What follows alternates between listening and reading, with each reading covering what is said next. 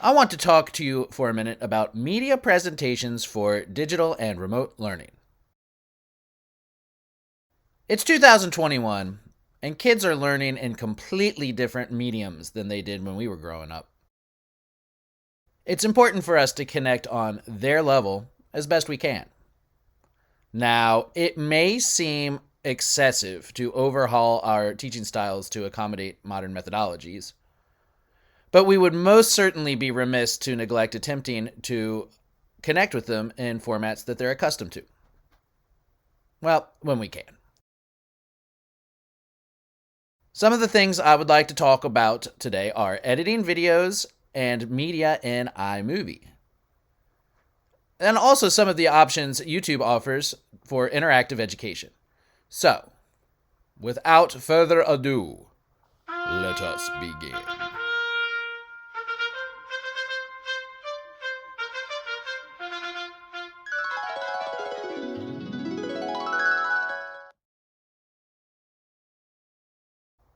iMovie is a great resource for editing various forms of media in a sequential presentation.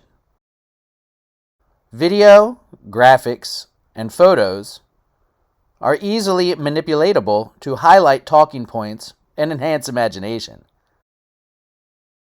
Storybooks can be incorporated into a series of illustrations at the pace of the story. Music and sound effects can be added along the way to accentuate oral imagery. Let's take a look at some of the options that we have in iMovie. So here is a kind of a fundamental look at what your layout for iMovie is. It's pretty straightforward, pretty intuitive. You've got your main categories at the top. My Media, which is really just an archived spot for your clips and your events.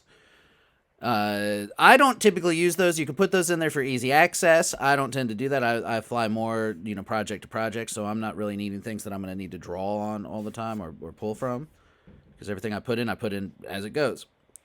Audio saves the same way. You got to be careful because this will eat your memory like nobody's business. That will eat your memory like nobody's business. I got a ton of things in there. These are titles. This is just allowing you to put some kind of text. Backgrounds are super useful if you just need something to fill in the back. Most of our projects, I would imagine, would have some kind of intent to them, some kind of purpose to them. So there's not probably going to be a ton of need for that. And the transitions are cool because it allows you, if you ever watch YouTube, that's the main thing people exploit almost ad nauseum, is the transitions between different sections. And also to kind of cover up editing errors, to make it a little bit more smooth, and to cover up maybe linguistic mistakes or articulation mistakes or things like that. Just for funsies, I'm going to add a background. Why not the gradient background? It's kind of neutral. Look at that. Yay. Now, I could put any kind of text up there. Let's just try a text that's kind of fun. Let's see. Ooh, prism text looks like fun. So let's put this, and we'll just say, type it in here. I'll just call it the movie. Now I've got a lot of options here. I can make it different colors just to make it pop. I can do different kinds of fonts for those quasi-cursive lovers. Let's make this red again. Red. Or kind of an orangish hue. Hooray. And that's nice and pleasant. So when I watch this, it's going to, yay, appear my movie. Now, let's add a photograph. Any kind of photographs you want. Any kind of photographs you want. Let's see. Let's add Mr. Tucker. Alright. So, if I watch this now, and I'll watch it in full screen. There's my movie. Ah, that's a lot of Mr. Tucker! So what it does by default, and this is something that's really easy to fix, is it tries to use like a cinematic effect. You can change that. I think they call it the Ken Burns effect because nothing says quality film like PBS in it. So I like to say fit because it just makes it fit the screen. So everything you do is going to fit the screen. Now transitions are super sweet. They're all there. You've got a whole world of transitions. Gosh, these are great. And they're so much fun to play with. Now we can pop right in, kind of make it an old, hey, there you go. And you can change the time. Maybe I want to make it about 3 seconds. Make it a little bit longer. Hey, there we go. Make it like an old school video yearbook. Look at that. Look at that. All right. So maybe I want to I'm going to get rid of that transition. I just simply hit delete. Why don't we try the Mosaic is fun. Mosaic's a good one. I like Mosaic. Let's see how long it'll let me do that. Yep, it's going to still let me. Sometimes it won't let you if you don't have enough clip. If you don't have enough clip, it won't let you do that. What? Hey, there he is. All right, great. Now, some of the most important keys I like to highlight are things like Command B. That's how you split your clips up. That's how you split your clips up. Now, another good one is just hitting the letter M. That'll mark specific places that you can add different kinds of things. You can add different kinds of things. So let's go up here and look at my audio. So I've got, a cool cricket sound. Let's see if I can pull that down here.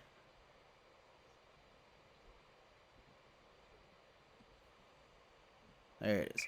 So, all right.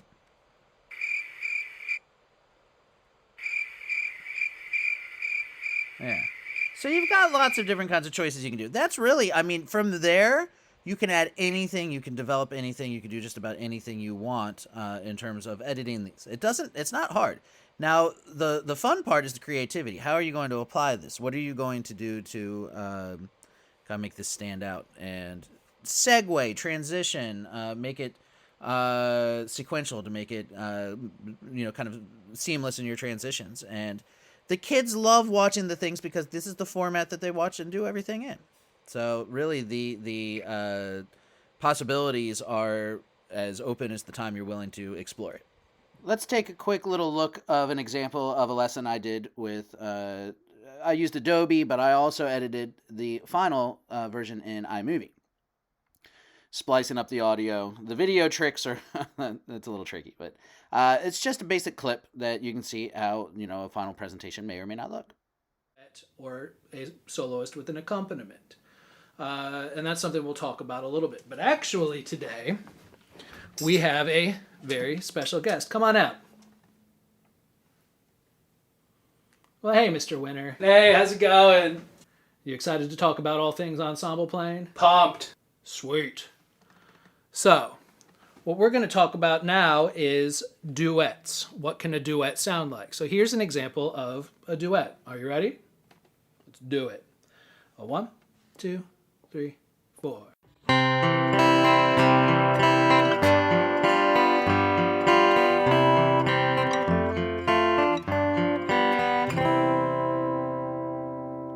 Nice playing. Thanks. Now, an example.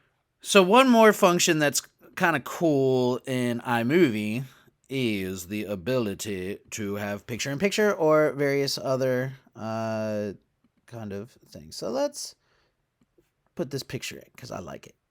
And we'll make this into fit screen. And I could crop that any way I want, but I want it to fit the screen. Now I'm going to add another picture. Let's put this one up here. And I'm going to make that fit the screen. But what I'm going to do is I'm going to say, click the double squares right there, the double squares. And I'm going to say, picture-in-picture. Picture-in-picture gives you a lot of choices. So you can see I've got both pictures right there. Now I can kind of finagle this, put this right here. And I can have anything inside of anything, right? Anything inside of anything. Anything inside of anything. So what I'm going to do, or I could have done split screen if I wanted to. I can have them interweave each other based on how I have the opacity set. I can have split screen, which is very cool too. Well, if I change the order, it would be mucho better. So if I wanted to have split screen this way, so that's nice. So I'm going to do that like that.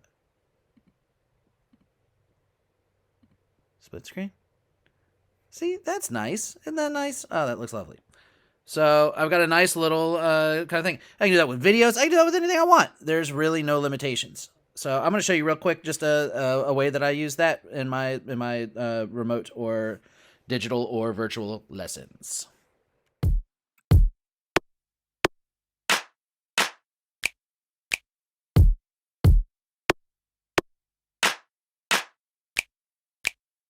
So as you can see, the possibilities are pretty limitless in what you can do with various editing softwares.